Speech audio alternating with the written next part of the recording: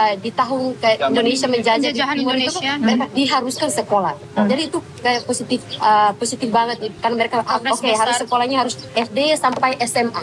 Ya, jadi kalau pandangan saya ke belakang itu saya bersyukur banget bisa dijajah sama negara yang bisa berikan kesempatan untuk sekolah. Kalau seperti di Portugis kan, oke, kamu sekolahnya hanya dengan kelas 3. Di tengah gejolak reformasi 1998, Indonesia sedang berada di persimpangan sejarah yang menentukan.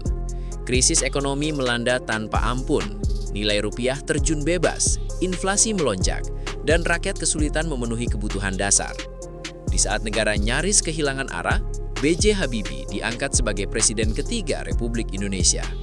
Masa jabatannya memang singkat, tetapi tantangan yang ia hadapi sangat monumental, terutama satu persoalan yang telah lama menjadi luka terbuka bangsa, Timor Timur.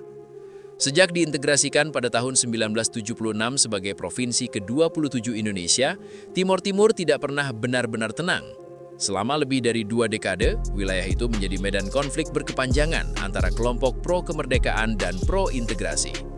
Banyak warga menolak penggabungan dengan Indonesia, sementara operasi militer terus dilakukan untuk menjaga stabilitas. Di sisi lain, dunia internasional semakin keras menyoroti pelanggaran hak asasi manusia yang terjadi di sana. Tragedi Santa Cruz pada tahun 1991, di mana demonstran pro-kemerdekaan ditembak mati di pemakaman Santa Cruz, menjadi titik balik perhatian global. Sejak saat itu, citra Indonesia di mata dunia terus memburuk. Ketika Habibie naik ke tampuk kekuasaan menggantikan Soeharto, ia tidak hanya mewarisi krisis ekonomi yang parah, tetapi juga beban politik dan moral yang sangat berat. Timor Timur bukan sekadar masalah wilayah, melainkan simbol kegagalan panjang dalam menyelesaikan konflik secara damai. Sebagai seorang ilmuwan dan insinyur, Habibie dikenal dengan cara berpikir yang rasional, sistematis, dan berorientasi masa depan.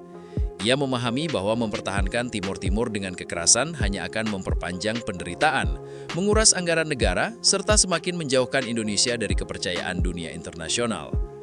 Dalam kondisi ekonomi yang terpuruk, Indonesia sangat bergantung pada bantuan internasional, termasuk dari Dana Moneter Internasional atau IMF. Namun, bantuan ini datang dengan syarat-syarat ketat yang menuntut reformasi besar-besaran di berbagai sektor. Posisi diplomasi Indonesia sedang lemah, sementara tekanan dari negara-negara barat semakin kuat agar Indonesia segera menyelesaikan persoalan Timor Timur. Di sisi lain, mempertahankan wilayah itu tidak memberikan keuntungan ekonomi apapun. Sebaliknya, biaya operasi militer, subsidi, dan pengamanan terus menguras anggaran negara yang sudah sekarat. Dalam hitungan rasional, Timor Timur lebih banyak membawa kerugian daripada manfaat. Di tengah tekanan internal dan eksternal itulah Habibie mengambil langkah yang sangat berani dan tidak terduga. Ia memutuskan untuk memberikan referendum kepada rakyat Timor Timur. Pada tanggal 30 Agustus 1999, di bawah pengawasan Perserikatan Bangsa-Bangsa, rakyat Timor Timur diberikan 2 pilihan, yaitu menerima otonomi khusus dalam kerangka Negara Kesatuan Republik Indonesia atau memilih untuk merdeka sepenuhnya. Keputusan ini mengguncang banyak pihak. Sebagian menganggapnya sebagai bentuk kelemahan, sebagian lagi melihatnya sebagai perjudian politik yang sangat berisiko.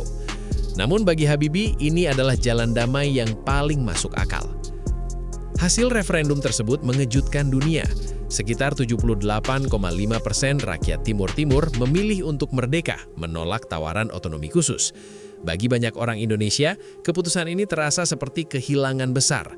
Ada perasaan kecewa, marah, bahkan terluka, terutama di kalangan veteran operasi militer yang selama bertahun-tahun telah berjuang mempertahankan wilayah itu.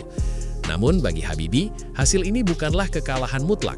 Justru disinilah letak kecerdasan strategisnya yang jarang disadari banyak orang. Habibie sejak awal telah menghitung semua kemungkinan. Jika rakyat Timor Timur memilih tetap bersama Indonesia, maka Indonesia akan mendapatkan kemenangan besar di mata dunia. Pemerintah bisa membuktikan bahwa Indonesia tidak memaksakan kehendak, bahwa rakyat diberikan kebebasan memilih, dan mereka memilih untuk tetap bergabung. Ini akan menjadi kemenangan diplomatik yang sangat penting. Namun jika hasilnya sebaliknya, seperti yang akhirnya terjadi, Habibie tetap tidak merasa rugi. Sebab dengan merdekanya Timor Timur, Indonesia akan terbebas dari beban konflik yang selama puluhan tahun menguras sumber daya, merusak citra internasional, dan mengganggu stabilitas dalam negeri. Dalam pandangan Habibie, melepaskan Timor Timur bukanlah bentuk kekalahan, melainkan langkah strategis untuk menyelamatkan masa depan bangsa yang jauh lebih besar, yaitu Indonesia. Ia berpikir jauh ke depan, melampaui kepentingan politik jangka pendek.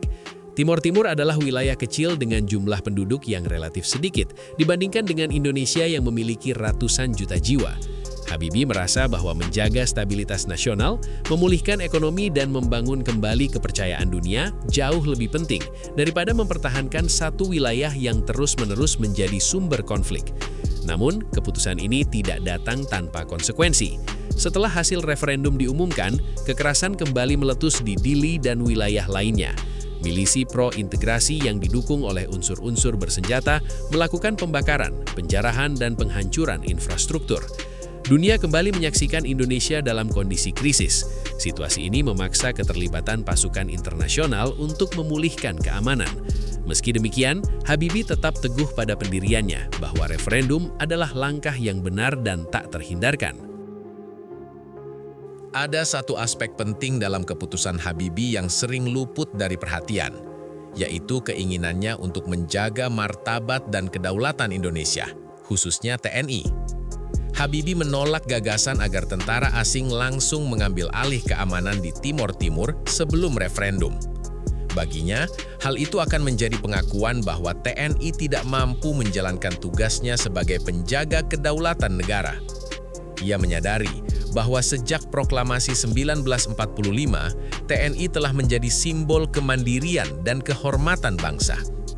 Membiarkan pasukan asing mengurus urusan dalam negeri akan melukai harga diri nasional dan menciptakan preseden berbahaya.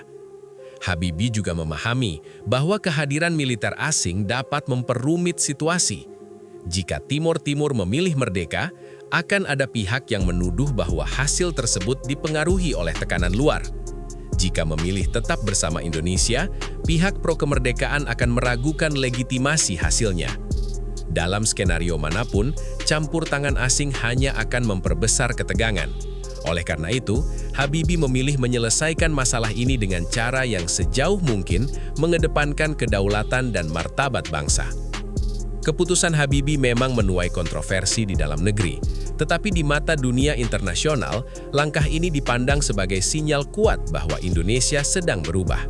Dunia melihat Indonesia sebagai negara yang mulai mengedepankan diplomasi, dialog, dan perdamaian, bukan semata-mata kekuatan militer. Pada akhirnya, pada tanggal 20 Mei 2002, Timor Timur secara resmi diakui sebagai negara merdeka dengan nama Timor Leste. Perjalanan menuju kemerdekaan itu penuh dengan penderitaan dan pengorbanan, baik bagi rakyat Timor Timur maupun bagi Indonesia. Namun, dalam jangka panjang, keputusan Habibie terbukti membuka jalan bagi stabilitas yang lebih besar. Sosok B.J. Habibie dikenang bukan hanya sebagai presiden transisi, tetapi sebagai pemimpin yang berani mengambil keputusan paling sulit dalam sejarah modern Indonesia. Keputusan untuk melepaskan Timor Timur adalah simbol dari keberanian moral, kecerdasan strategis, dan komitmen terhadap kemanusiaan. Dalam kisah ini, Habibie mengajarkan satu pelajaran penting. Terkadang, untuk menyelamatkan yang lebih besar, kita harus berani melepaskan yang lebih kecil. Terkadang, keputusan yang paling menyakitkan justru adalah keputusan yang paling benar. Dan terkadang, jalan menuju masa depan yang lebih damai tidak ditempuh dengan kekuatan, tetapi dengan kebijaksanaan.